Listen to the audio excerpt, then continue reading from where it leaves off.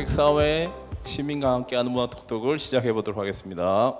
오늘 조말선 시인과 함께 토론과 사회를 진행하게 된 손나무라고 합니다.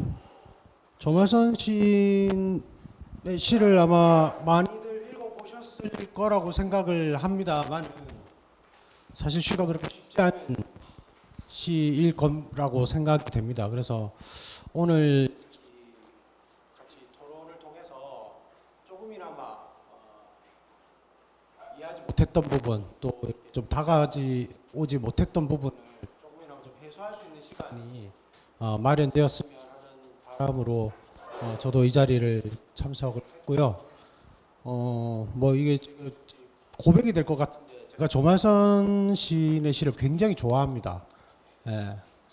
뭐 이렇게 말하면 좀 어떨지만 부산의 시인분들 중에서 제가 제일 좋아하는 시인입니다. 아유 말해놓고 제가 되게 쑥스러운데. 예, 그래서 그 조말선 시인 시를 뭐 제가 문학 톡톡을 안 한 지가 꽤 오래됐거든요.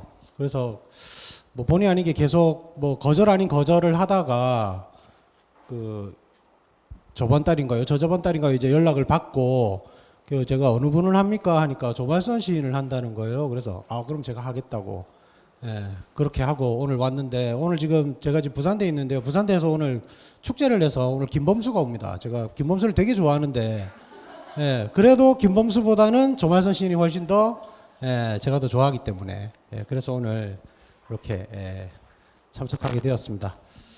뭐 진행을 지금 어떻게 저도 너무 오랜만에 해가지고 어떻게 진행을 해야 될지 참 망설여지는데요.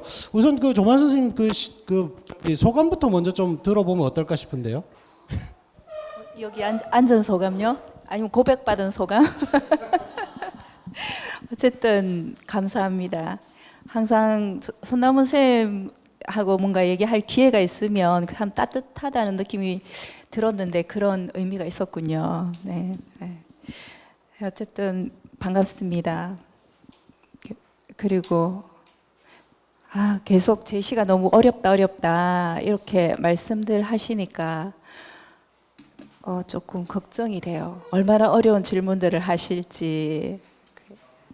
저도 이해할 수 없는 점을 저도 썼기 때문에 뭐라고 말씀을 드릴 게 있을지 모르겠습니다. 일단 지켜보기로 할게요.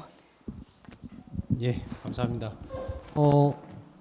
지금 사과에서 오늘 목민정 선생님께서 오셨는데요. 사과는 제가 개인적으로 저하고는 인연이 없는데 이제 제 아내하고 좀 인연이 많은 곳이기도 하고, 그래서 그 오늘 목민정 선생님께서 또 이 고급 독자의 시선에서 또 이 시를 보시면은 아마 좀 재밌는 얘기들이 많이 나오지 않을까라는 생각이 좀 듭니다. 그래서 우선 목민정 선생님 그 뭐 준비하신 뭐 질문이라나 아니면 의견 뭐 먼저 말씀해 주시면은 그렇게 좀 시작을 해보면 어떨까 합니다. 네, 먼저 그러면 평론가님 말씀 듣기 전에 사실 이곳은 제가 볼 때 굉장히 낯선 곳이고 책을 좋아하긴 하지만 시는 그닥 많이 읽진 않습니다. 그렇지만 제가 좋아하는 분들이 시인인 경우는 많았습니다. 그래서 저는 시를 좋아하기보다 시인을 좋아했던 게 아닌가 그런 생각도 듭니다. 먼저 그 조말선 선생님 시집 잘 읽어봤고요. 쌤도 아시겠지만 이해하기 힘든 점이 많습니다.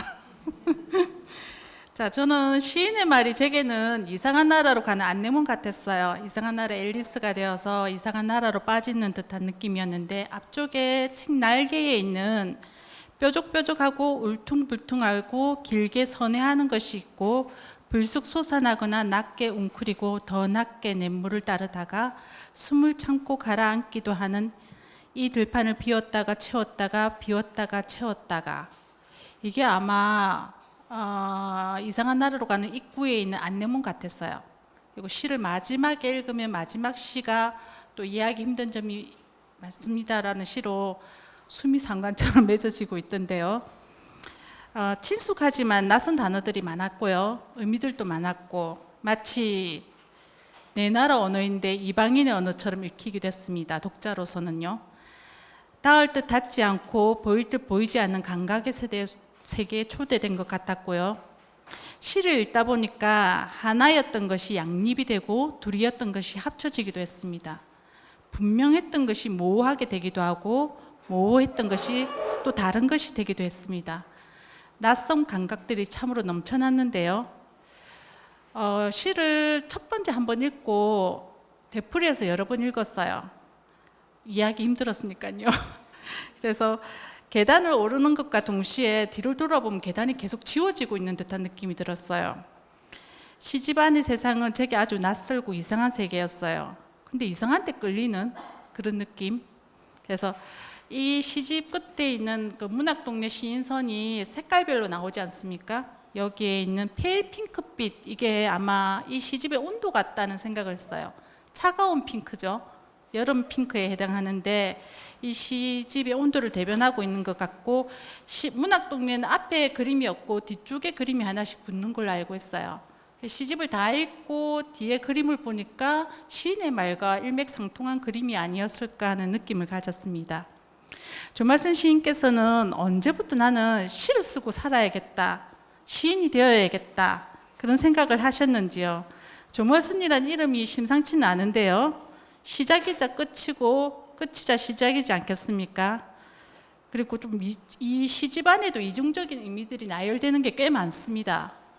그리고 시집이 읽고 보니까 조말선 시인이 나였는데 너였고 너였는데 나였고 하나의 원이 그려지는 상상을 해봤습니다. 시는 언제부터 나는 시를 쓰고 살아야겠다라는 생각을 품으셨습니까? 궁금합니다. 그게 뚜렷한 그건 없는데 그 이름 얘기를 어떻게 끝말 먼저 선인 걸 어떻게 아셨어요? 다 조사하면 나옵니다. 그러니까요. 그러고 보니 이름하고 그 시가 의미가 올라갔다 내려갔다가 나타났다 사라졌다가 하는 그거 하고 이름하고 좀 비슷한 것 같기도 해요. 저는 제 시가 왜 이런 모양일까? 왜 말을 하다가 또 다른 말로 이어지고 또 붙이고 떨어뜨리고 왜 이런 식으로 할까 이런 생각을 좀 이번에 이제 좀 하게 됐어요. 사실 저도 아무런 생각 없이 글을 쓰거든요. 그냥 뭐 느끼는 대로 쓰는데 이런 자리에 있으려면 뭐라고 말을 해야 되니까 아무런 생각 없이 썼어요라고 할 수는 없잖아요. 그러고 보니까 저는 부정성이 굉장히 세계를 바라보는 부정성이 굉장히 많은 것 같아요. 그 부정성이 있다 보니까 세계를 표현은 하긴 하는데 세계를 받아들일 수는 없는 거죠. 긍정하지는 못하는 거죠. 그러니까 그게 아마 저는 이런 얄궂은 심정이 제 이름 때문인 것 같아요. 아무래도 이름이라는 게 그렇게 예쁜 이름은 아니고 뭔가 불러서 어감도 그렇게 좋은 것도 아니라서 학창 시절 때부터 굉장히 혼자만의 그런 공간에서 굉장히 조금 부정하는 왜 내 이름은 이 모양일까 하는 이런 부정하는 정서가 그때부터 제가 좀 생겨나지 않았을까 그렇게 생각하고요.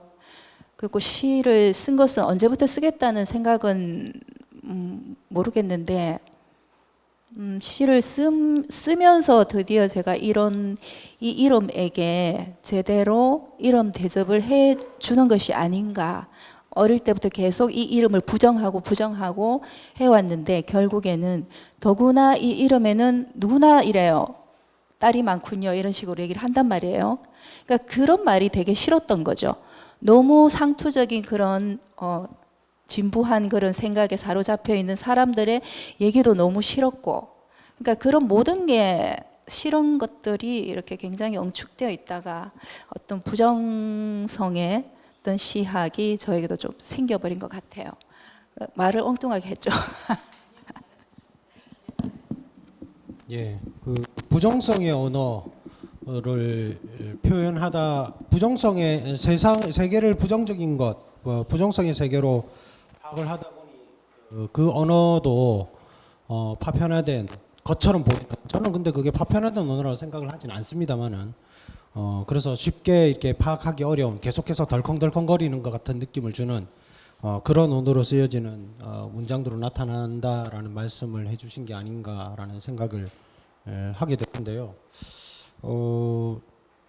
제가 그냥 이게 질문이라고 해야 될지 뭐라고 해야 될지 모르겠는데 그냥 좀 말씀을 드려보자면, 저는 이제 이번 시집을 읽고 나서 뭐 제가 선생님께 드리는 질문지를 뭐 먼저 보내드렸는데 뭐 거기서도 말씀드렸습니다만은 이 조말선 시인의 이번 시집은 이 통으로 읽어야 한다. 예, 그러니까 시 한 편 한 편을 읽고 그 한 편 한 편을 읽는 것에서 각자 의미나 주제를 찾는 것이 아니라 시집 전체를 하나를 꿰뚫고 있는 전체를 통으로 읽어야 이 시집의 전체적인 육각뿐만 아니라 조말선 시인께서 이번에 보여주신 시 세계를 좀 이해할 수 있는 그런 것이 되지 않을까라는 생각을 했습니다. 그러니까 시 한 편 한 편이 저는 그 세 개의 조각 같다라는 생각을 했었어요. 그래서 세 개의 조각이기 때문에 우리가 세 개의 한 조각만 봐가지고는 세 개를 통으로 이해할 수 없지 않습니까? 코끼리 다리만 만진다고 해서 코끼리 모습이 나타나지 않는 것처럼 그 시 한 편 한 편, 물론 각자 시 한 편 한 편의 의미가 있습니다만은 그것만 가지고 조바선 시를 이해했다라고 말하는 것은 어불성설이 아닌가라는 생각을 했었고요. 그래서 뭐 그런 뭐 제 감상을 뭐 조말선 선생님께 보내드리게 되었는데, 뭐 조금 이제 다른 얘기를 좀 하겠습니다. 그 저번 시집이 이제 그 제스민 향기는 어두운 두 개의 콧구멍을 지나 탄생했다라는 시집이 이제 2012년에 나왔었거든요. 그리고 지금 작년에 이제 이해할 수 없는 점이 마음이 듭니다라는 지금 이번 시집이 이렇게 나왔습니다. 그러니까 10년 정도 됐다고 볼 수 있겠죠. 예, 그래서 10년 전에 제가 이 제스민 향기 이 시집에 대해서 제가 서평을 쓴 적이 있었습니다. 그때도 이제 서평 쓰면서 시가 너무 좋다. 예, 그때부터 제가 빠졌거든요. 예, 사실은 그래서 지금 뭐 10년 넘게 이제 계속 빠져 있는 상태인데요. 근데 이제 제가 파악했을 때의 그 저번 시집의 경우에는 뭐 아예 시집 안에 이제 조말선이라는 시도 있지 않습니까? 기억을 하시는지 모르겠는데. 네. 그래서 다소 제가 보기에는 이제 그리고 나를 중심으로 이렇게 동심원을 그리는 이제 가족 혹은 그 가족과 유사한 뭐 친구가 포함될 수 있을 거고요. 그런 쪽에 이제 무기 중심을 두고 있다면, 이번 시집의 경우에는 나도 등장을 하지만 나와 관계되는 너와의 어떤 관계, 이런 것들 좀 많이 치중해 있다는 생각이 들었습니다. 그리고 그때 너는 이제 미지의 타자들로 내가 계속 이렇게 접속하고 또 너가 나에게 접속하고 이렇게 서로가 서로에게 접속하는 어떤 관계를 계속 형성하려고 하는 시들이 좀 많이 보였다고 생각이 됩니다. 그러니까 저번 시집이 조금 나는 도대체 누구인가에 대한 탐구에 좀 집중하는 경향을 보였다면, 이번 시집은 이제 그렇게 보기에는 좀 어려운, 그래서 좀 더 넓은 그 시야를 좀 확보하고 있다라는 느낌을 저는 좀 받았거든요. 그래서 뭐 이제 놀이터라는 시가 있습니다. 이번 시집에 그 놀이터라는 시를 가져와서 좀 비유를 해보자면, 이제 저번 시집의 경우에는 이 시인이 이제 거기서 그네를 타거나, 아니면 미끄럼틀을 타거나 뭐 이런 것이었다면, 이제는 시소를 타는, 시소를 혼자 못 타잖아요.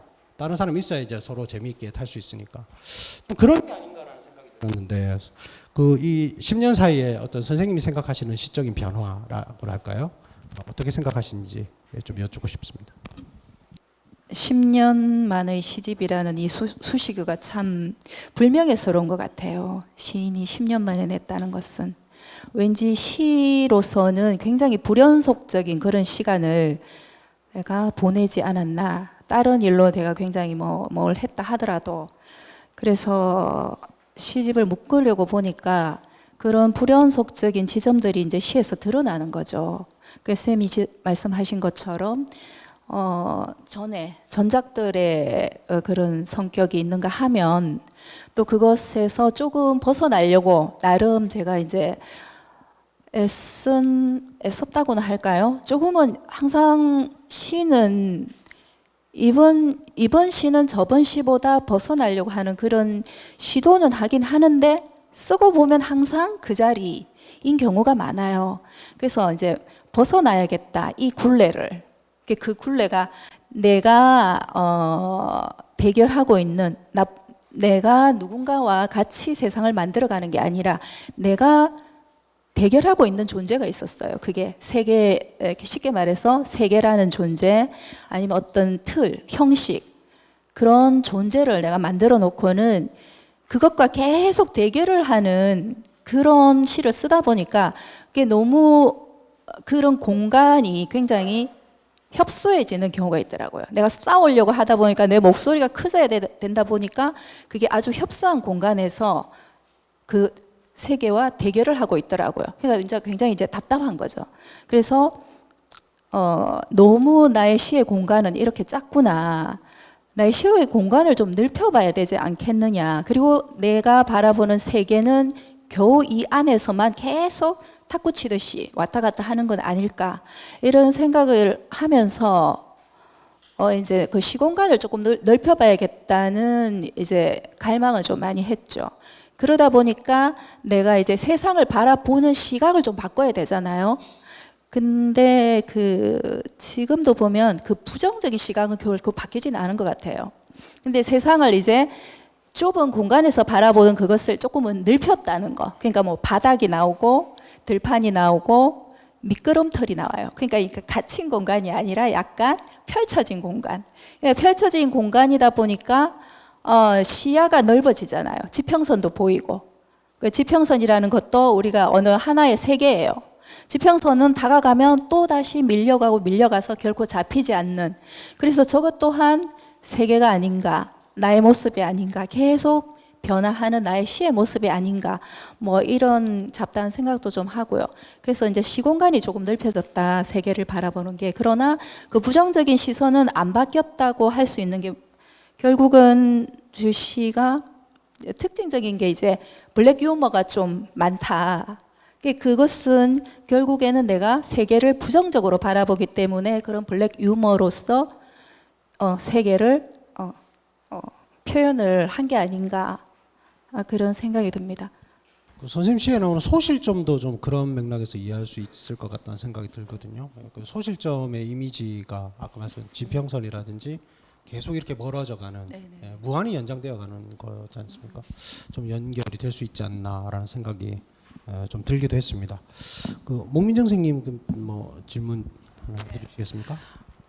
그 시에 대해서 그렇게 알지는 못하지만 선생님 시어가 선생님이 바라는 게 어떤 틀을 파괴하거나 허물어뜨리거나 느슨하게 하고 싶은 욕망이 계시는 것 같아요, 시 안에. 그런데 또 한편으로는 그럼에도 불구하고 다시 그 근원을 파고 싶어하는, 근원, 뿌리를 파고 싶어하는 욕망도 계시는 것 같고, 그래서 저는 좀 부드럽게 평론가님처럼 저렇게는 안 되고, 꽤 많은 시에서 조말선 시인이 이 시집뿐만 아니라 식물에 대한 이미지가 굉장히 많이 등장해요. 열매와 뭐 제목도 마찬가지지만 열매나 씨, 풀, 그리고 꽃들이 많이 등장하죠. 예를 들어 열매들, 씨 뿌리는 나와 풀어나는 나, 못 본 것들과 못 볼 것들, 면적과 공간, 시금치의 계절, 환대, 아령들, 수국 등등에서 식물들의 이미지를 많이 가져오시는 것 같은데요. 편안하게 식물 좋아하시나요? 아니면 식물을 많이 기르시나요? 아니면 조말선 시인에게 식물은 어떤 존재인가요? 네. 맞네요. 그 마지막 질문이 아주 뼈가 있는 것 같아요. 식물을 좋아하긴 좋아해요.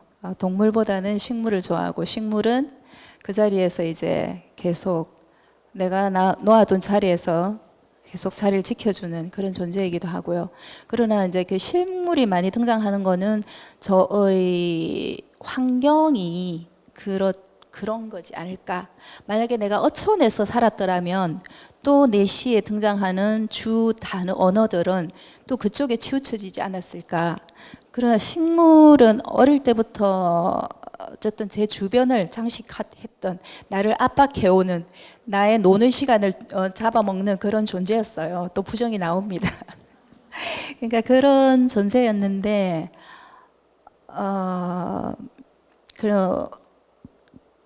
그렇다고 해가지고 이제 그 식물을 얘기하는 게 아니고 그 식물의 아름다움을 얘기하는 거 아니고 그 선생님이 아까 어떤 근원을 파헤쳐 근원 본질 이렇게 말씀하셨죠. 본질이라고 하셨나요? 예, 예. 그러니까 내가 파고 싶은 어떤 삶의 본질이 있다면 그것의 소재로 식물을 이제 사용하기가 좀 굉장히 저는 쉬웠던 것 같아요. 예, 내가 익숙하니까. 왜냐하면 그 식물도 결국에는 계속 반복을 하잖아요. 그러니까 그 제 시에도 보면 결국에는 뭔가 존재가 계속 반복하는 그런 과정이 많이 나와요. 그러니까 어쩌면 그 식물을 어릴 때부터 인위적으로 재배되는 그 식물들을 보면서 결국 세계의 여러 모습들은 계속 같은 모습이 반복이 되고 있구나라는 걸 터득을 한 게 아니라 보고 자랐어요. 아, 지금도 농사를 뭐 밭일은 좋아해요. 예. 근데 그렇게 지겹진 않나 봐요. 예, 그렇습니다. 예. 식물적 이미지가 가지고 있는 의미에 대한 얘기를 좀 해주셨는데요. 아까 이제 이게 지금 제가 준비한 질문하고 상관없이 아까 선생님 말씀하시면서 조금 하신 말씀 중에서 좀 힌트를 얻어가지고 질문을 하나 할까 하는데 예 준비한 게 아니라서 생겨서 어떻게 말씀해 주실지 모르겠습니다. 아까 이제 그 나와 세계의 어떤 대결, 그다음 부정성 이런 얘기를 말씀을 지금 계속 해주고 계신데 그게 이제 어떤 틀이나 형식, 세계가 이제 자아에게 가하는 어떤 틀이나 형식에 대해서 그런 굴레에 대해서 좀 벗어나고 싶은 말씀을 해주신 걸로 저는 좀 이해를 했습니다. 그것 때문에 이제 뭐 그런 어떤 대결의 과정 때문에 그 대결을 좀 더 첨예하게 하기 위해서 자아가 그만큼 협소화되었다라는 말씀도 해주셨고 그런 협소한 세계에서부터 하고 싶고 시공간을 확장하고 싶은 욕망이 결국 이제 지평선이라든지 바닥이라든지 이런 이미지로 이번 시에 이제 나타나게 되었다 이런 말씀을 좀 해주셨는데요. 근데 이제 제가 생각하고 제가 이해하는 바대로 말씀을 좀 드리자면 이런 시적 화자 혹은 시적 자아가 세계와 이런 대결을 벌이거나 세계의 갑갑함으로부터 벗어나고자 하는 욕망을 보일 때는 좀 강한 목소리가 드러나는 경우가 많다고 알고 있거든요. 그리고 그런 시들을 좀 많이 봐왔던 것 같고요. 근데 선생님 시에서는 선생님 스스로 아까 블랙 유머라고 말씀을 하셨는데 블랙 유머라든지 아니면 아이러니, 접시 같은 시가 해당되지 않을까? 좀 잘 드러나는 시가 아닐까 하는 생각이 드는데 그런 어조가 블랙 유머나 아이러니 같은 어조가 드러나는 시들이 좀 많이 있습니다. 근데 제가 생각할 때 뭐 아이러니 같은 경우는 어조를 이중적으로 이렇게 사용하는 것이고 블랙 유머 같은 경우에도 사실 유머라고 하는 것이 내 마음에 어떤 여유가 없으면 저는 불가능하다고 생각하거든요. 아무리 세계를 좀 비꼬아 보거나 부정적으로 본다 하더라도 내 스스로 여유가 없으면 그걸 유머로 승화하기는 쉽지 않을 것 같거든요. 이게 강하게 그냥 팍 터져 나오는 게 어쩌면 더 절박한 것처럼 보일 수도 있는데 그런 건 어떻게 해서 나올 수 있는지 전 이 지점이 어쩌면 굉장히 조말선 씨의 매력일 수도 있겠다라는 생각이 들어가지고요. 그래서 제가 질문을 좀 드리고 싶습니다. 괜히 제가 말을 했네요. 그러니까 그 강한 어조라는 게 사실은 1집이나 2집에서 그게 아주 강하게 이제 드러나 상황은 있었죠, 그죠? 지금은 강할 수가 없는 게 나라는 존재를 좀 새롭게 좀 구축을 한 것 같아요. 여기 보면 외국어 교본이라는 그 시를 보면 이제 그러니까 결국은 대상이라는 것은 그 대상이 가지고 있는 기본적인 나와 그 대상이 서로 주고받은 경험치라든지 그 대상이 가지고 있는 추억이라든지 의미라든지 그런 게 있을 때 하고 그렇게 아예 없을 때 하고 내가 대상을 바라보는 시각이 많이 바뀐다라는 거를 그 외국어 교본을 통해서 제가 조금 그 지점이기도 해요. 외국어 교본을 쓰면서 이제 조금 나의 굉장히 고통스러운 얼굴을 좀 접고 조금은 저렇게 편안한 모습으로 그 뒤에 우리의 경험치를 완전히 배제하고 내 욕망이 깃들지 않고 내 갈등하지 않은 존재, 그런 존재를 보았을 때에 굉장히 그게 아름답게 보였던 거죠. 그전에는 그런 갈등을 막 애써 끌어와서 그런 걸로 내 시를 만들었다면은 이제는 그것이 정말 그것들이 무화된 상태로 보았을 때 오로지 풍경으로만 보였을 때 대상이 저한테는 굉장히 아름답게 보였다. 어느 날 갑자기. 그래서 이제 점이라는 시에도 보면 결국에는 이제 나는 내 얼굴을 너무 드러내려고 했다면 그동안에는 이제는 그 점이라는 존재가 되어서 한없이 이제 멀어지는 존재가 이제 되고 싶었던 거죠. 그리고 한없이 멀어지면 누군가가 나를 바라볼 때도 아름답지 않을까. 어쩌면 나의 표정이 보이지 않는 그런 나라는 존재를 아예 모르는 그 점이라는 존재로만 볼 수 있다면 이제는 정말 아름답지 않을까 하는 그런 생각을 좀 했던 것 같아요. 하다 보니까 뭐 대답이 되었는지 모르겠습니다. 예, 제가 뭐라고 정리하고 싶은데 정리하면 안 될 것 같습니다. 예, 제가 정리한 순간 그것 자체가 또 폭력이 될 수 있기 때문에 예, 지금 말씀하신 그대로 여러분들께서 받아들이시면 좋을 것 같고요. 덧붙여 질문하고 싶지만 예, 제가 목민정 선생님께도 예, 네. 말씀을 들어야 되니까 예. 아까 그 평론가님께서 말씀하셨는데 저는 개인적으로 블랙 유머라는 것은 정말 강한 자만 있을 수 있는 유머라고 생각하거든요. 내 지르는 거는 아직 아픔이 있기 때문이고 정말 강하게 되었을 때 블랙 유머가 가능하죠. 이게 어둠이나 아픔이나 그걸 갖다 거리를 두고 내가 질 수 있다는 거거든요. 그래서 유머도 할 수 있는 거라고 생각합니다. 그래서 조말선 시인의 시를 읽으면 처음 독자로서 여기는 다 문학을 하시는 분들이 대부분 계시는데 독자로서의 독서 모임을 저는 진행을 계속 하니까요. 일반 독자들한테 문학 중에서 시는 굉장히 낮습니다. 게다가 서정시도 아니고 모더니즘이 있는 시는 난해합니다. 보통의 독자들은.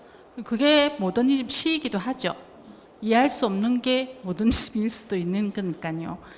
근데 조말선 시인의 시를 한참 읽다 보면 이미지, 그림 같은 것도 많이 떠오르고 또 한편으로는 킥킥대는 면도 있습니다.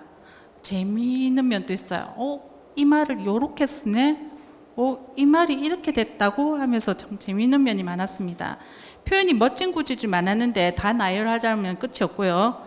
시인은 일상적인 대상을 언어를 낯설게 보는 자라고 했어요. 그 언어를 벼리는 자죠. 일종의. 그래서 그런 부분이 존경스럽기도 하고요. 소설도 멋지지만 소설과 또 다른 부분이 있는 게 시가 아닐까 생각합니다. 실제로 읽을 때 좀 장문의 시도 있고 해서 구두점이 있는 것도 있지만 대부분이 좀 없습니다. 그래서 어디에서 끊어야 될지 몰라서 이래도 읽어봤다가 저래도 읽어봤다가 그래서 재밌기도 했지만 구두점이 없으니 독자로 좀 답답한 면도 있었어요. 낯설어지기도 하고요.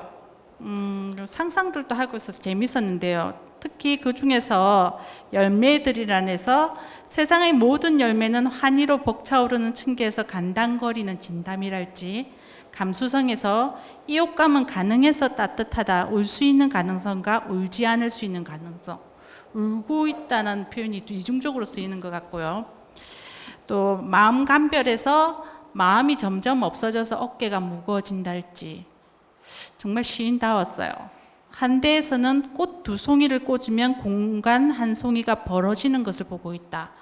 우리의 시선은 꽃에만 가 있는데 공간이 하나에 좁아지고 꽃과 어우러지고 점점 좁아져서 한 덩어리가 되어가는 느낌이 있을 수 있다는 게 좀 신기했어요. 심리에서 밤이 부족하다는 것은 거의 모든 것이 부족하다는 말이었다. 점점 구름에서는 멈춘 적이 없는 구름은 순간의 이름이다. 구름이라고 부르는 순간 구름은 결정되지 않으려고 부서진다. 쌓이는 접시처럼 점점. 아까 평론가님이 말하셨던 그 부분이 아닐까. 그래서 모든 것들이 구름이라고 하는 것은 단어는 있지만 우리가 부르는 단어는 있지만 결정되어진 모양은 하나도 없습니다. 다 다르죠. 순간이 다르니까요. 수국에서도 재밌었는데요. 기분은 왜 내로만 몰려드는 것일까? 손이나 잎으로 떼어버리며 태어나며 던져버려도 되고 벌써 시들어 버렸을 텐데 머릿속에 수국을 켜두고 자는 것처럼 어제도 나는 내 기분을 쳐다보며 잠을 잤지.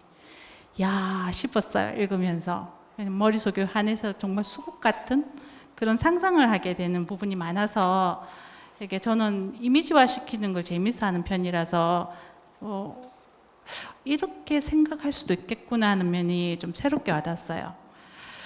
도대체 시인의 머릿속은 어떤 걸까요? 그래서 일상적인 생활을 하실 때 상상을 많이 하시나요? 아니면 생각을 많이 하시나요? 시인의 시선이 이런 시를 읽으면서 독자로서는 상당히 궁금해졌어요. 각자의 세상에서 사는 것이지만 시인의 세상은 우리하고 차원이 다른가? 그런 생각도 들고요. 어떻게 생각하십니까? 그러니까 아까 맨 처음에 그 시인의 말 있잖아요. 저도 시인의 말을 이제 써달라고 했을 때 갑자기 제가 시인의 말을 하는 이유가 시인의 말을 이번에 한번 쓱 읽으면서 이거 내 시를 말한 거 맞네 이런 생각이 들더라고요. 그때는 아무 생각 없이 그냥 멋진 말을 한번 써봐야지 이렇게 썼는데 지금 보니까 그게 선생님이 그 또 손남훈 선생님께서 제 시어들이 보면 뭐 절합하고 붙이고 떼고 뭐 그런 장면들이 엄청 많았다 이렇게 나오시잖아요. 그러니까 제가 조금 이따 질문 드릴 겁니다. 그죠? 그거를 제가 지금 답하면 안 되겠네. 그럼 제가 분명히 그걸 알겠습니다. 나중에 해주십시오. 그래서 저는 이미지가 굉장히 이제 좋은 이미지들이 많았다. 그래요. 시는 원래 이미지예요. 이미지로 쓰는 게 시예요. 시라서 그래요. 다른 이유 없습니다. 평소에 뭐 생각은 많이 안 하는 것 같아요. 조금 멍청하게 있는 것 같고 멍청하게 있다가 만약에 이제 조금 집중을 해야 되겠다, 뭔가 집중해야 되겠다 싶으면 이제 제가 좋아하는 책을 이제 펴죠. 그 책을 펴면 뭔가가 조금 떠오르는 것 같아요. 막 그림이 막 떠오르는 것 같아요. 그래서 뭐 멋진 뭐 사유보다는 어떤 이미지를 자꾸 전 좀 많이 쓰는 것 같고, 그리고 이미지뿐만이 아니라 살짝 사실은 인식하지 않고는 거의 저는 시를 안 쓰거든요. 그냥 이미지만 가지고 쓰지는 않아요. 그러니까 뭔가를 인식했을 때야 이제 이미지로 이제 거의 인식을 하죠. 그러니까 인식했다라는 거는 거의 거기에 이제 사유가 들어갈 수밖에 없잖아요. 그죠? 그래서 나름대로는 제가 이제 제 시에 사유를 넣는데 독자분들은 보면 시인들께서도 이제 그걸 읽으시고 그래도 친절하게 이제 답장을 해주시는 분들이 많아요. 요즘은 굉장히 빠른 톡이나 문자로 또 좋은 구절도 이렇게 적어도 보내주시고, 근데 당혹스럽다라는 표현도 아주 많이 해주세요. 아주 솔직하게. 그리고 저는 또 그게 또 재밌기도 하고, 너무 또 확 읽고 나면 싹 빠져버리고 없으면 그것 또한 내가 원하는 시가 아니기 때문에 당혹스러우나 어떤 부분에서 돌출되는 이미지가 감각적으로 와 닿는다면 그게 또 시가 아닐까, 저는 그렇게 생각합니다. 제가 지금 질문 드릴 내용에 대해서 좀 상당 부분 답을 주신 것 같아가지고 이 질문을 또 드리는 게 맞는지 안 맞는지 잘 모르겠습니다만은 그래도 시간이 좀 아직 많이 남아 있고 또 다른 대답을 좀 기대하면서 질문 한번 드려보도록 하겠습니다. 뭐 지금 계속 뭐 말씀하셨던 내용이랑 좀 겹쳐지는 부분도 있는데요. 선생님 시는 지금 언어와 언어를 좀 비관습적으로 이어붙이거나 병치하거나 또 우둘투둘하게 만들거나 이렇게 해서 이제 낯익은 것들을 낯설게 만들고 익숙한 것들을 새롭게 만들고 일상적인 것들을 비일상화 하는 그런 과정을 보여주고 계십니다. 이게 뭐 그러니까 시를 읽는 독자들의 어떤 체험이라고 하는 것이 일상적 체험이 아니라 이제 비일상의 세계로 아까 그 앨리스 얘기하셨는데 그런 것처럼 비일상의 세계로 나를 초대하는 것이 시를 읽는 과정이라고 한다면 거기에 충분히 이제 부합할 만한 시를 쓰고 계신 게 아닌가라는 생각이 들거든요. 그 지금 선생님 이번 시집을 보면 아까 잠깐 또 언급을 해주셨습니다만 좀 유사하거나 좀 달라지는 지점들이 좀 있습니다. 그러니까 아까 막 바닥 얘기도 하셨는데 뭐 상승 하강 또 뭐 이제 점 그다음 밤 그 점은 이제 소실점 같이 무한히 멀어지는 거 작아지는 것이기도 하면서 밤처럼 또 무한히 크고 함부로 이렇게 나눌 수 없는 뭐 이런 것이 되기도 하겠죠. 그다음에 뭐 되지 못함 됨 이런 어떤 이미지들이 있습니다. 그런 관념이나 이미지들이 있는데요. 이렇게 그런 그 이미지 서로 반대되는 이미지 혹은 뭐 대립되는 이미지 혹은 병치되는 이미지들이 서로 이렇게 견제를 하기도 하고 서로 짜임새를 이루기도 하고 하면서 이제 시편들을 이루어가고 있는 것 같습니다. 그래서 그렇다고 했을 때 이 선생님께서 이번 시집에서 좀 독자들이 좀 이 부분을 좀 주안점을 두고 좀 읽어달라라고 생각하셨던 부분이 있으면 어떤 부분인지. 저는 이런 좀 서로 대립되는 이미지나 아니면 서로 이렇게 구축되는 이미지들 이런 것들을 낯선 비일상의 어떤 경험으로서 그러니까 비일상의 경험 속에서 내가 일종의 자유로운 존재가 되는 거죠. 예. 그렇게 좀 읽어주기를 바라는 마음으로 쓰신 게 아닌가라고 제 마음대로 추측을 했는데 그렇게 추측해도 되는 건지 아니면 선생님께서 좀 더 뭐 다른 혹은 더 깊은 어떤 생각을 가지고 좀 쓰셨던 건지 그걸 좀 여쭤보고 싶습니다. 그러니까 낯설다라는 목민정 선생님께서도 하셨고 선생님께서도 이제 그 낯설다라는 말씀을 하셨는데 선생님의 그 표현을 제가 독자들에게 이렇게 읽어줬으면 좋겠다라고 기대한 것은 당연히 이제 없는데요. 그냥 이제 이번에 시집을 묶으면서 조금 그런 생각을 하긴 했어요. 그러니까 시인의 목소리가 큰 것보다는 시의 목소리가 큰 것을 묶으자. 그게 무슨 말이냐면은 이제 어쩌면 이전의 시들은 내 목소리가 조금 컸을 수도 있는데 이번에 몇 편을 중심으로 보니까는 좀 객관적으로 이렇게 내 목소리가 이제 점점 줄어들어 가지고 객관적으로 보이는 시들이 좀 있더라고요. 그래서 기왕에 10년 만에 묶는 시집이니 누가 재밌게 읽어줄 수도 있겠지만 잊어버렸을 수도 있다. 조말선을 잊어버렸을 수도 있다. 그래서 저는 이제 공부가 되었으면 좋겠다. 이 시집을 보고 시를 쓰시는 분들이 공부할 수 있는 시는 좀 몇 편 있지 않을까. 선생님께서 이제 아까 여러 좋은 이미지들이 참 많았다. 이렇게 전 좋은 이미지라도 선생님들께서 찾아보셨다면 저는 그걸로도 만족하고요. 또 뭐 거기에서 그런데 그 뒤에 이렇게 꼭 얘기하진 않았으나 뭔가 어떤 삶의 어떤 근원이 살짝 드러나 보이는 것 같아 라고 하셨다면 또 저는 또 그게 굉장히 감사해요. 그리고 이제 그 낯설게 한다라는 그 구절, 그러니까 이렇게 두 분이 막 여기서 이렇게 질문을 하시니까 질문의 요지가 뭔지 갑자기 이제 제가 지금 저는 제 얘기를 막 하고 있는 것 같아요. 그게 좋습니다. 그래서 아까 제가 이제 시인의 말 얘기를 했잖아요. 그걸 보면서 이게 이제 제 시를 표현하는 방식이구나. 그리고 선생님께서도 질문을 하실 때 보니까 그 질문이 내가 이제 이어붙이고 자르고 문장을 어긋나게 하고 뒤집고 이렇게 했다고 이제 질문을 하시고 낯설다 하셨는데 그게 굉장히 낯익더라고요. 그 문구가. 그래서 오늘 찾아봤더니 테리 이글턴의 문학 이론 입문이라고 혹시 다들 들어는 보셨을 거예요. 그리고 읽어보셨죠? 안 읽어보셨어요?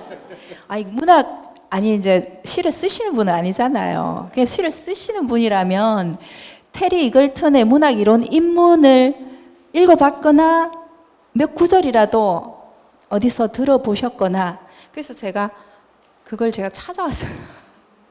그게 딱 보면 테리 이글턴은 그 일상 언어를 다양한 방식으로 변형시키는 장치들의 압력 밑에서 일상 언어는 강렬하게 되고 응축되고 비틀리고 압축되고 길게 펴지고 거꾸로 세워진다고 하죠. 그러니까 이거는 이제 이 말이 내 시네. 그래서 제가 이걸 알기 전에 그냥 제 시를 보고 선생님들께서 시 조금은 감각적으로 조금 받아들였으면 좋겠다 이런 생각을 했어요. 예, 그래서 이제 이 테리 이글턴이 왜 이제 이런 식으로 말을 하냐면은 결국에는 문학 언어라는 것은 이렇게 일상 언어에다가 지각 변동을 일으켜야지만이 문학 언어로 이제 문학 언어라는 그 자장 안으로 나의 언어들이 이제 들어가지 않을까 그런 생각이 듭니다. 그래서 저는 저 말을 하고 이제 마치겠습니다. 예. 그 이제 이렇게 시어를 우리가 사용하는 일상적인 문장을 이렇게 비틀었을 때 그냥 그게 단순히 그냥 비튼다는 어떤 악취미를 얘기하는 게 아니고 그게 새로운 의미를 계속 발생시키거든요. 예. 그러니까 하나의 문장이 하나의 의미만을 담고 있다라고 우리가 흔히 가정을 하는데 그거를 뭐 이를테면 조사를 하나 바꾸거나 이렇게만 하더라도 의미의 진폭이 훨씬 더 이렇게 넓어집니다. 제가 이제 조마선 시인의 시를 좋아하는 이유 중에 하나가 문장은 분명히 한 개인데, 그러니까 어떤 의미에서 굉장히 경제적인 분이죠. 표현을 하나만 써놓고 의미를 굉장히 다양한 걸 한꺼번에 거기다가 다양한 맥락으로 독자가 스스로 상상할 수 있게끔 딱 펼쳐줘요. 예. 그게 조마선 시인의 시가 지니고 있는 또 하나의 매력 중에 하나거든요. 제가 이제 질문 드리고 싶었던 부분은 이제 그 부분에 대한 얘기였고, 그런 말씀을 해주신 걸로 좀 이해를 하고 싶습니다. 예. 자, 목민정 선생님 질문 하나 더 해주시겠습니까? 예. 저는 이렇게 문학 이론 이런 거 전혀 모르고요. 독자로서 생각해 보면 시가 익숙치가 않아서 그런지 익숙한 시 독자도 있을 거예요. 친숙한 시 독자도 있고 시를 사랑하는 독자도 있을 텐데 제 개인적으로는 시가 그렇게 사랑하는 것까지는 아닌 것 같습니다. 아직까지. 그래서 제가 시가 익숙치가 않아서 사실은 조마선 시인의 이걸 같이 읽을 때 황현산 선생님의 평론집을 같이 펴놓고 시평론을 같이 읽어가면서 접근을 했거든요. 그 중에서 시는 포기하지 않는다라는 글을 읽고 나니까 시인의 시집이 더 잘 이해되었습니다. 어떤 평론가님도 계시지만 어떤 평론글은 독자로서는 이해를 방해하기도 하는 경우도 있습니다. 근데 어떤 평론글은 이해를 굉장히 넓히기도 합니다. 그래서 한 10줄 되는데 빨리 읽어드리겠습니다. 시는 모든 것을 할 수 있다. 시는 승인하고 구성하고 조직할 수 있으며 거부하고 파괴하고 해체할 수 있다. 그러나 거부는 승인의 마지막 패를 함부로 사용하지 않기 위해서다. 시는 제가 부르는 노래를 비웃을 수도 있다. 그러나 이 비웃음으로 다시 확인되는 것은 노래의 존재다. 분석의식에서 떠날 수 없는 시는 제가 완전하고 절대적인 세계를 실현할 수 있다고 믿지 않는다. 그러나 시만 그 세계의 전문가다. 시는 순진하면서도 순진하지 않아서 자유와 평등을 완전하게 누리고 생명이 모욕받지 않는 풍요로운 세계가 실현되리라고 믿지 않는다. 불행의 끝까지 가게 하는 어떤 불행의 말이라도 그 말을 시되게 하는 고양된 감정을 그 세계가 아니라면 어디서 얻어올 것인가. 시는 현실에 내재하는 현실 아닌 것의 알레고리다. 그 점에서 시는 진보주의자다. 제가 옳다고 믿는 것을 끝까지 포기하지 않으려는 의지 외에 다른 어떤 말로 진보주의를 정의할 것인가. 사물을, 말을, 사람을 시적으로 만든다는 것은 옳은 것을 포기하지 않을 수 있는 높이로 정신을 끌어올린다는 뜻이다. 시는 포기하지 않는다. 그것이 시의 윤리다. 이거 읽고 나니까 좀 더 많이 이해가 되었어요. 조말선 시인께서는 시의 세계에서, 자신의 시의 세계에서 절대 포기할 수 없는 것은 무엇이고 믿고 가는 것은 무엇이 있을까요? 시를 통해서 삶의 무엇을 말씀하고 싶으신 건가요? 묻고 싶습니다.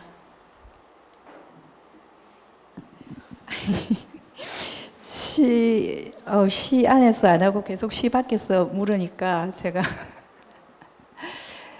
시를 통해서 뭐라고요? 좀 보여주세요.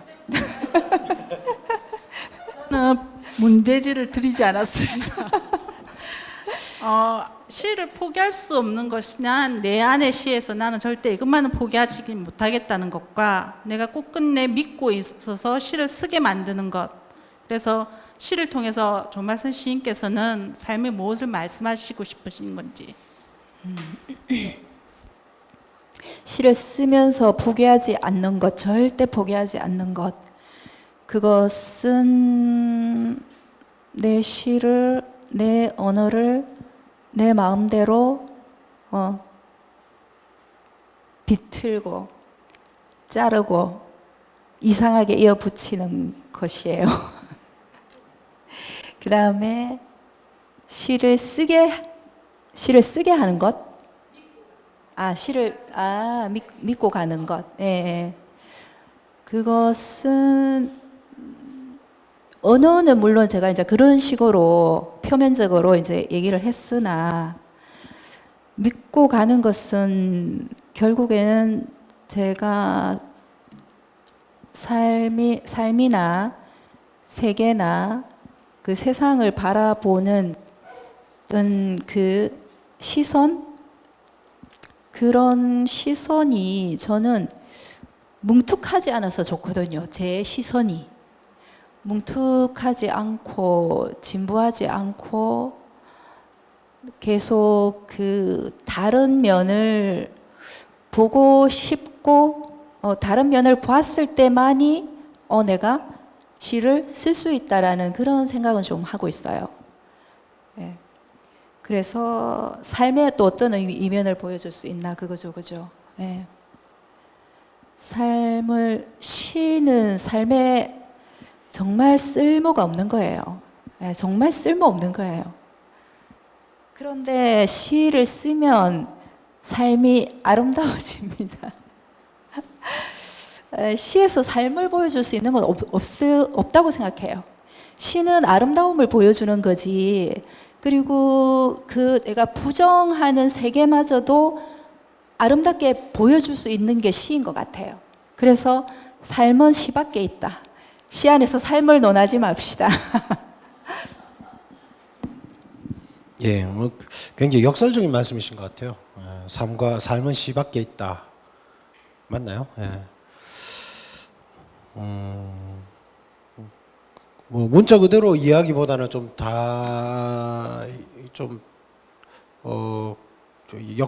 역설처럼 들리는 그런 말씀이 아닌가 싶은 생각이 듭니다.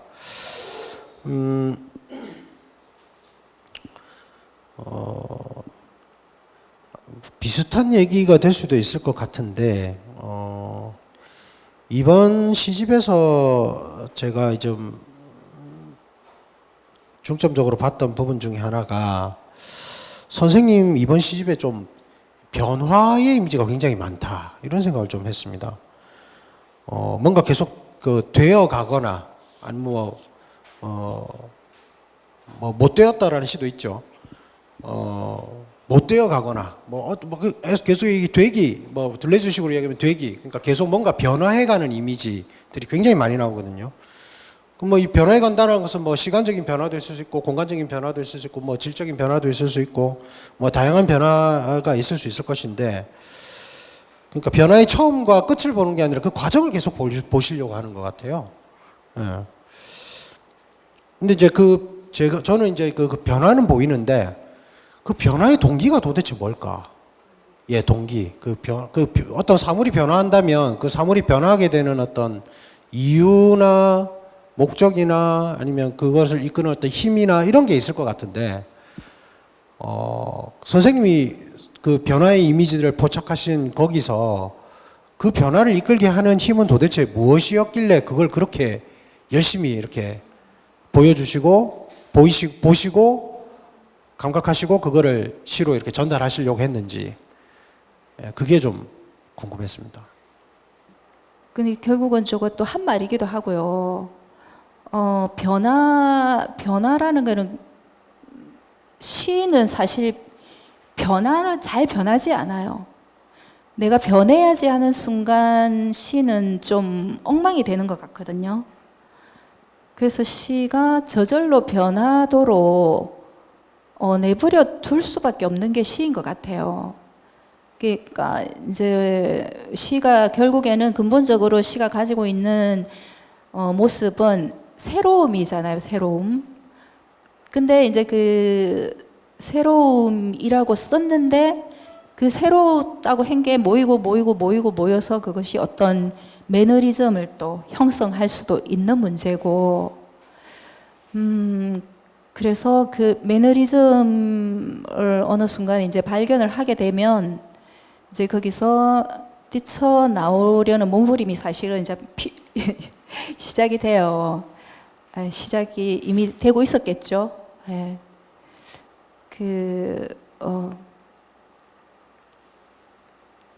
그런 변화, 그러나 그 변화를 해야겠다라는 그 힘마저도 내가 나 아닌 대상을, 세계를 바라보는 시선이 있기 때문에 그 변화를 변해야겠다, 내 시가 이래가 안 되겠구나라는 생각을 하는 것 같아요.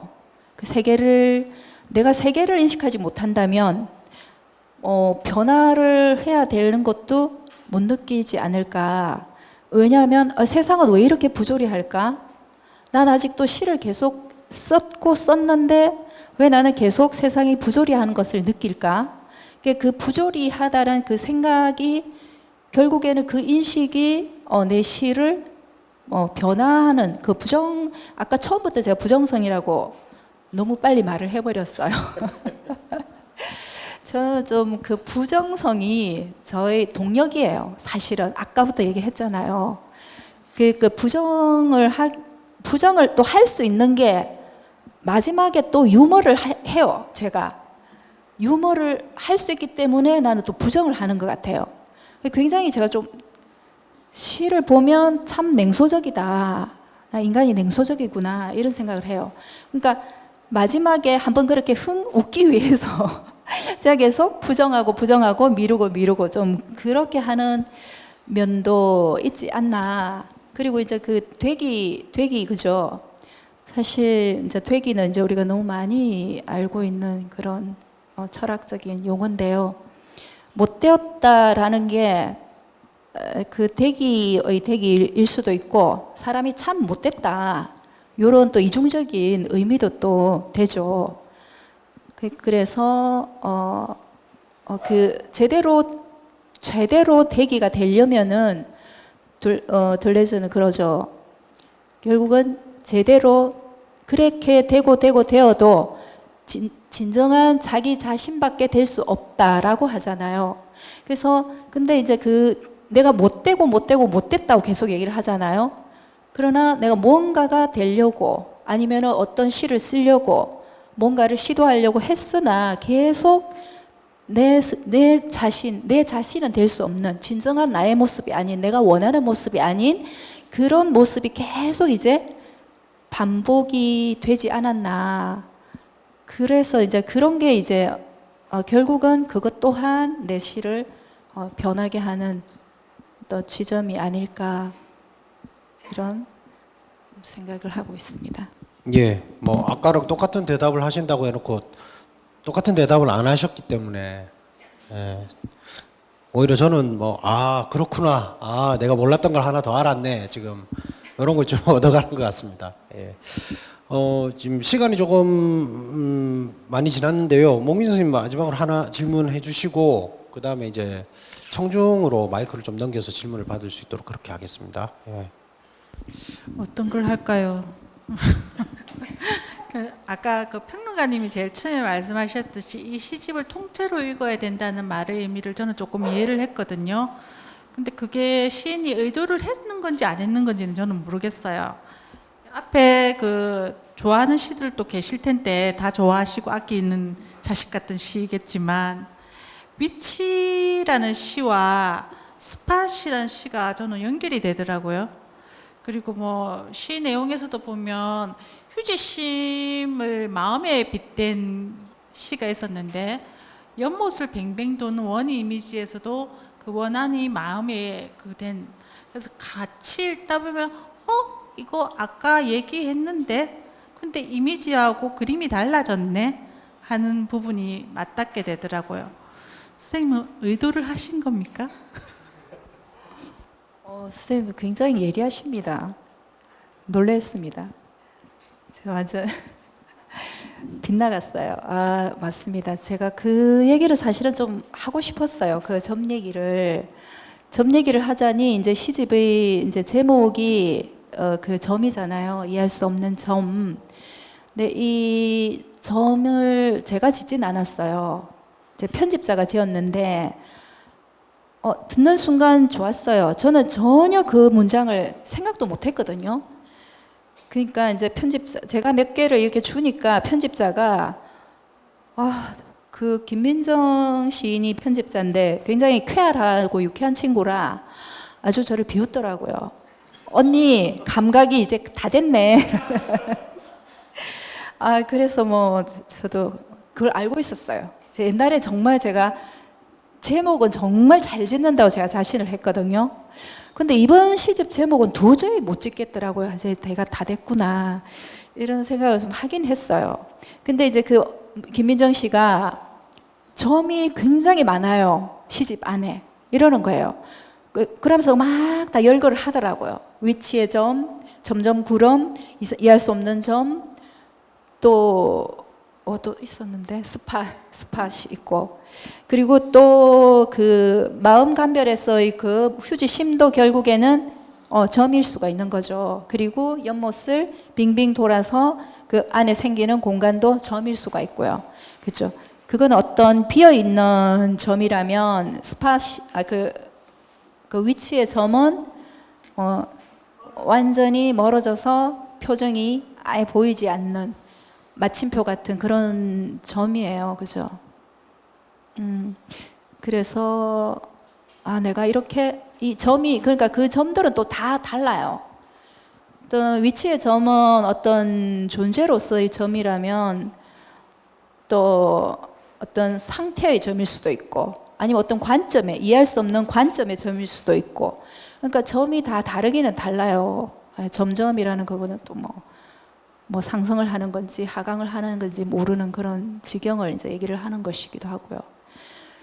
그래서 그러면서 그 결국은 그 연못이나 그 마음 감별에서도 마찬가지로 그 점도 결국에는 어떤 관계를 그러니까 아까는 이제 손남은 선생님께서 늘 혼자서 쓰는 혼자서 뭔가를 지르는 그런 대상이 없는 그런 시를 쓰다가 어떤 대상이 이제 존재하는 시가 많이 보인다. 그래서 나눌 수는 없으나 이 점을 위치를 쓰면서 사실 좀 그런 생각을 했거든요. 그러니까 내가 아주 멀어져 보고 싶다. 보이지 않는 지점으로. 그거는 어떤 관계를 제가 만들고 싶었던 거죠.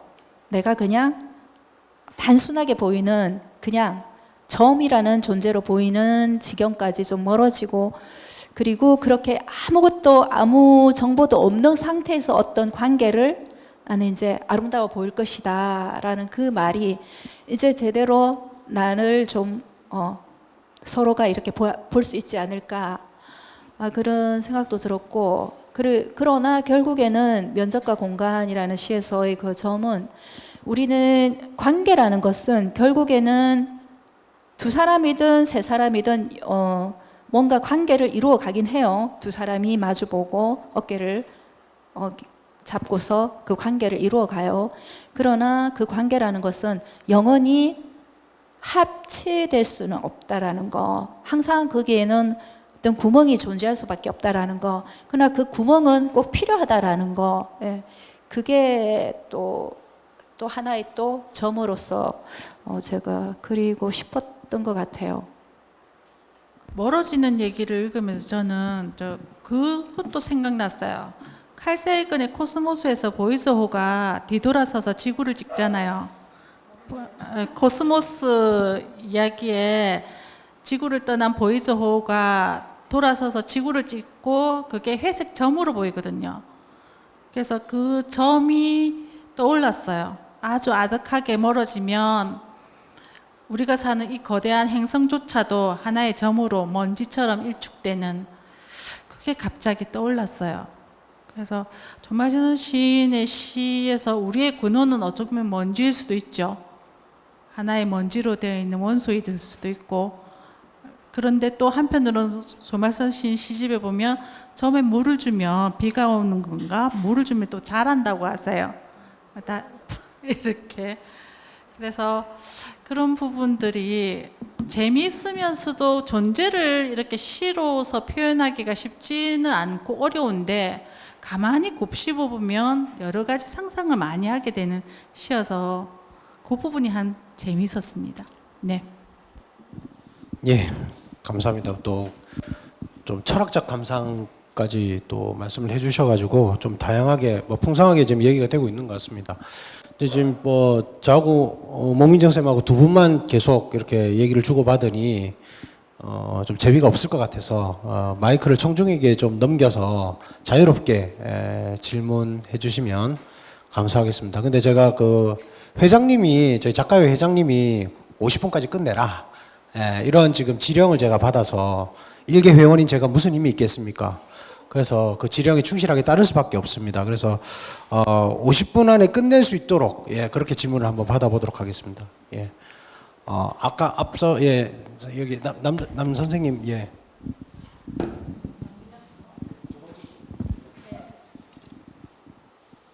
예, 반갑습니다.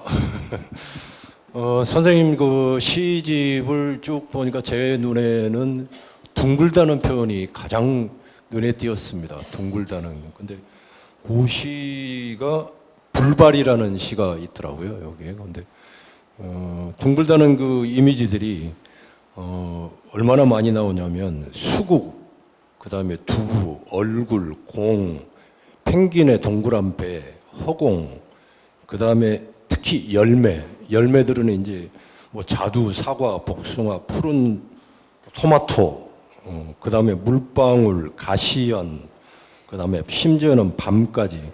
그래서 이제 이 둥글다는 이 표현들이 굉장히 많은데, 제가 이제 놀랐던 건 그 전에 시 중에 시집 제목이도 한 둥근 발작이 있더라고요. 근데 선생님이 이 둥글다는 표현이 우리가 그냥 이야기하는 그냥 두리뭉실한 둥근이 아니고 이 엄청난 거기에 이제 그 의미가 있는 것처럼 저는 이제 그 느껴졌습니다. 근데 그게 대표적인 게 거기에 이제 자유와 억압의 이중구조 앞에서 이렇게 이야기를 하셨더라고요. 근데 이 둥근 자세를 또 이야기하시면서 뭘 이야기하냐면 물방울의 자세, 어부의 자세, 그다음에 식물의 자세. 그래 이 이야기들이 근데 결국은 구부리고 휘어지고 웅크리고 이런 거더라고. 근데 왜 구부러지고 휘어지고 웅크러진가 했더니 그 뒤에 보면 폭발하려고, 그다음에 추락하려고 그러는데 그냥 추락이 아니고 더 높이 추락하려고, 그다음에 또 바닥에 닿으려고, 그다음에 또 방으로 추락하려고, 미끄러지려고, 뭐 이런 거더라고요. 근데 저는 이제 생각이 이렇게 동그라미 둥근 것이 이런 형태로 선생님의 시에 이제 그 표현이 된 그 힘이 뭘까 하다가 이제 생각한 게, 그 전에 시에 보면 오이디푸스 연작에 보시면 거기에 이제 삼각형의 각들을 이렇게 쳐내는 그런 게 나오더라고요. 그래서 그게 이제 보니까 갑자기 또 떠오르는 게 클리나멘이 떠오르더라고요. 근데 선생님이 또 그 클리나멘에 또 그 신문에 한번 또 내신 적이 있다고 제가 들어가지고. 근데 이게 이제 그 비켜나는 힘이나 뭐 이런 거 같은데, 제가 이해한 것이 맞는지, 안 그러면 선생님의 그러니까 그동안의 시 전체 흐름이 오늘 이제 토론해 주신 내용도 거기 전부 다그 표현도 그렇고 이런 게 이제 가득 실려 있는 것 같아서 선생님 좀 말씀을 꼭 듣고 확인 좀 하려고요. 이 둥걸 만들어낸 힘 이게 이제 뭔가. 아유, 마지막 질문이 가장 심오한 거 아니에요? 선생님 뭐 비평 공부하세요? 깜짝 놀랐어요. 아, 또 점을 찾아주시는 분이 있더니 또 둥근 걸 또 찾아주시는. 아, 감사합니다. 어떻게든 제 시집을 이렇게 꼼꼼하게 읽어주셔서 좀 감사하게 생각하고요. 좀 우리는 미처 시인들은 그렇죠. 내가 내놨으나 누군가가 그렇게 읽어주면 고맙기만 하고요. 아, 저런 표현을 내가 그렇게 많이 했단 말인가? 또 이렇게 놀랄 수밖에 없어요. 근데 이제 선생님 아까 클린하면도 말씀하시고 너무 철학적인 용어를 많이 하시니까 그냥 그 둥글다, 왜 그렇게 많은 둥근 의미가 표현이 있는가, 그게 좀 의문스럽다 이 말씀이네요, 그죠? 왜 둥근 발작인가 이제. 네. 근데 선생님께서 아까 계속 어떤 둥근 뭐도 보니까 굉장히 긴장감이 느껴지네요. 그 둥근 게, 그죠? 긴장감이. 그러니까 제 시에서 아까도 이제 포기할 수 없는 게 뭐냐 이렇게 했을 때에 그 제가 그 비틀고 낯설게 하고 붙이고 이어붙이고 막 이러는 거라고 했는데 결국은 내 말이 문학적인 언어로서 누군가에게 이렇게 뭉툭한 일상어가 아니라 문학적인 그런 언어로서 보여지려면 결국은 긴장이라는 것은 달라 보여야 된다라는 거. 달라 보이려면 일단은 자세가 긴장이 돼야 되는 거죠. 그러니까 그 긴장의 자세, 사실은 둥글다라는 게 굉장히 온화한 그런 표현인데, 그죠? 근데 떨어지려고 열매의 자세, 물방울의 자세, 물방울이 굉장히 긴장을 하고 있는 순간에야지만이 그 둥근 모양이 되거든요. 풀어져 있을 때는 완전히 바닥이잖아요. 그러니까 선생님 말씀을 들으니까 나는 왜 이렇게 긴장을 하고 살까? 제가 더 의문스럽네요. 저는 왜 이럴까요? 그러니까 예, 좀 그렇게밖에 제가. 예, 아까 질문 뒤에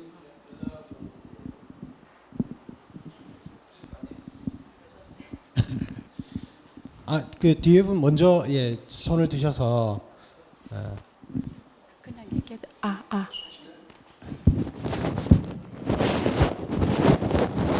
안녕하세요. 반갑습니다. 저는 앞에 분들 다 얘기 너무 심오하고 어려운 말만 하셔가지고 사실은 저 이야기도 힘들었고요.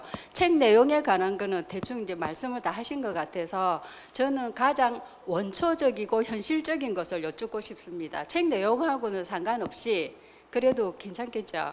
가장 늘 제가 책을 읽고 하면서 궁금했던 게 정말 작가분한테 직접 여쭤보고 싶었는데 오늘 기회가 돼서 정말 좋습니다. 근데 이런 시집을 쓰든지 책을 쓰든지 해가지고요, 경제적으로 얼마나 도움이 되는지 그게 가장 궁금했었습니다. 네, 말씀 좀 해주십시오. 네. 아까 제가 말씀드렸죠. 쓸모없다고. 근데 이제 쓸모없고 경제적으로도 궁핍하다 하더라도 시는 참 저를 견디게 하는 것 같아요. 아름다우니까요. 예, 알겠습니다. 깊은 한숨을 쉬시고. 제가 조말 선생님을 돕겠습니다. 죽은 시인의 사회에서 키팅 선생님이 시에 대해서 얘기한 게 있습니다.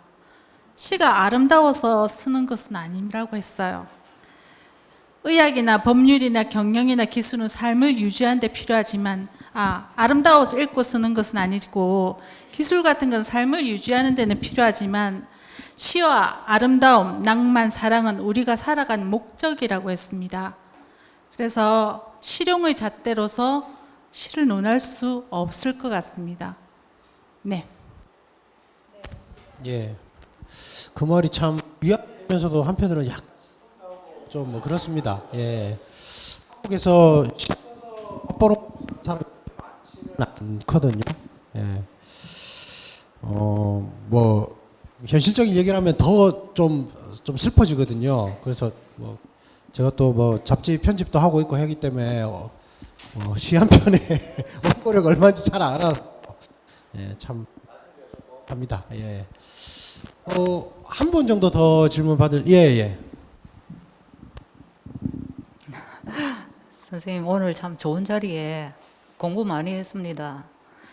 그 이제 아까 말씀 중에 같은 이제 뭐요 뒤에 분이 질문하셨는데 둥근 이런 어떤 그런 그러니까 선생님 시를 읽으면서 이제 같은 이제 선생님만의 언어 그 언어가 이제 반복되는 부분들이 선생님만의 언어가 반복되는 부분들이 이제 이렇게 보이는데 사실은 저도 그 부분에 굉장히 고민을 하고 있는 부분이라서 이제 이게 나의 언어다라고 생각을 하고 이렇게 좀 반복해서 사용을 하고 있는데 그 부분에 대해서 선생님만의 어떤 견해랄까 뭐 그런 거를 조금 예, 말씀을 해주시면 공부가 될 것 같습니다. 네, 그 이제 그게 시적인 언어다, 그죠? 그러니까 어떤 표현의 방식, 그죠? 그 언어라는 게 전곡을 또 찌르시네요. 이제 시 선생님이시니까 이제 같이 고민하는 부분이기도 하고 또 요즘 굉장히 멋진 시를 쓰고 계셔서 정말 저도 굉장히 기쁘게 생각하고 있습니다. 그러니까 그 부분은 우리가 고민을 해야 되는 부분이고 어떤 해결 방법이 있으면은 그렇게 안 쓰겠죠. 예. 근데 그게 자꾸 조금 더 나를 실제로 저도 저를 반복하는 아까 말했듯이 매너리즘에 빠진 경우가 있을 때에 이번에 이제 그 네 번째 시집 내기 전에 그렇게 쓰지 않아야지 내가 갈급하면 그렇게 나오더라고요. 갈급하면 뭔지 하나 써야겠다 이러면은 내가 정말 늘 쓰던 그게 나와요. 그럼 이제 그때 어떤 생각을 했냐면 손을 묶어둬야겠구나. 또 이렇게 하고 있네. 정말 실제로 제가 느낀 거예요. 그래서 그 당시에 이제 그런 시들이 이제 쭉쭉 있는 걸 쓰고 버리고 이제 많이 버렸는데 그렇게 하다가 이제 조금 뭐랄까 내가 바라보는 어떤 시적 공간 있죠. 시적 세계. 그걸 바꿔야겠다라는 생각을 좀 했거든요. 그러니까 아까 그게 똑같아요. 그러니까 내가 요만한 세상에서 나를 집어넣고 내가 말하고 싶은 것을 증폭시켜서 터뜨리는 방식이 계속 그것이 반복이 되어 오면서 어떤 매너리즘을 만들었다라는 생각을 하고 이제 시적 공간을 이제 이동을 해야겠다. 그래서 제가 아까 펼쳤다고 한 게 결국에는 사실은 선생님이 말씀하신 그것을 저 나름대로 극복하려고. 그래서 공간은 그 부정성의 인식은 바뀌지 않았는데 공간을 이제 좀 펼쳐냈다. 공간을 펼치다 보니까 대상이 저기에 있고 나는 여기에 있고 그런 이제 조금 구도가 이제 달라지니까 시가 조금 바뀔 수가 있더라고요. 그래서 변한다라는 그게 아니라 바뀌려고 하는 어떤 노력의 한 부분이었어요. 여기까지. 한 가지만 더 질문하겠습니다. 너무 업계 비밀 너무 많이 알려고 하시는 거 아닙니까? 뒷자리에 가서 하면 안 될까요? 죄송합니다. 한 가지만 하겠습니다. 그 이번에 현대시에 그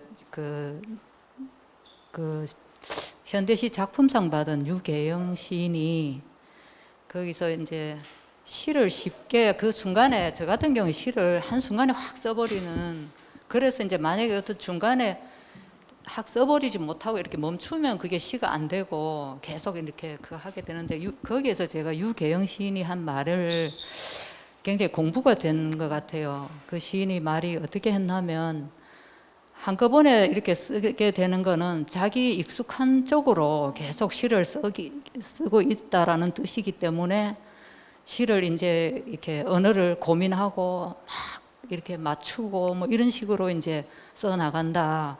그 말이 저를 굉장히 한테 크게 때리는 그런 어떤 말이었는데 시가 이렇게 그렇게 되면 저는 시가 안 돼 버리는데 이럴 경우에는 좀 도움을 주실 말씀을.